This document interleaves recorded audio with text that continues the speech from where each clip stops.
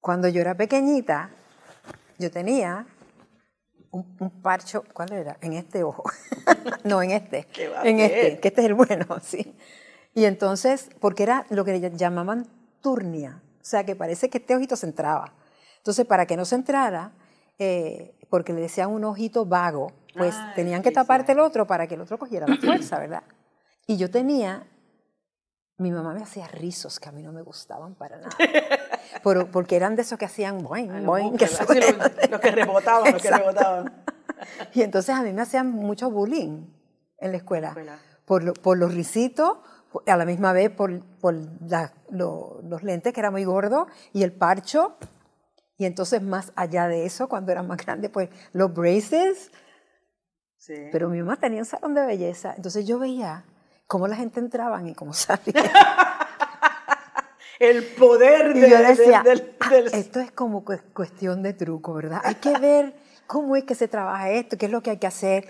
Sí. Y para mí fue bien fantasioso. Te dije que hacía muy poco tiempo que mi papá se había fallecido. Y yo quedo a los 19 años como jefe de familia, sin saber qué era un jefe de familia, cómo se hacía. Sí, uno no lo Porque, o sea, yo, en mi cabeza lo que yo quería era cantar. No era que necesitaba tener X más dinero, o sea, yo hubiera cantado de gratis al principio simplemente para que... Que nos tocó hacerlo muchas veces. Sí, eso es así. Pero tener ese que tenía que mostrar que lo podía hacer, que yo no podía... Me privó también a mí de muy joven de no hacer muchas cosas. Claro. Yo me acuerdo cuando empezó, por ejemplo, esta cuestión de probar el LSD y toda la droga que había en el camino. Y yo tenía mucha gente a mi alrededor, pues que...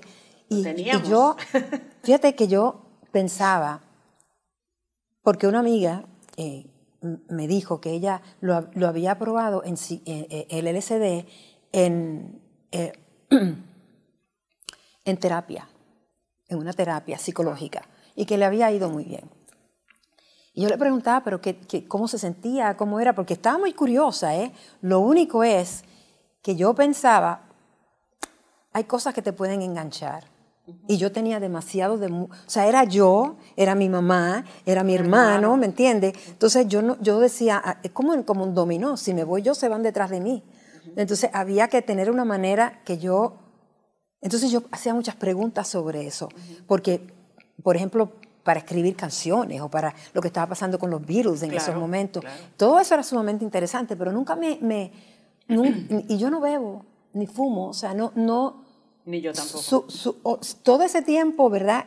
Era para poder defender lo que yo tenía que defender y poder, hopefully, ¿no? O sea, de alguna manera llegar a mi sueño, que era este oficio que hacemos, ¿verdad?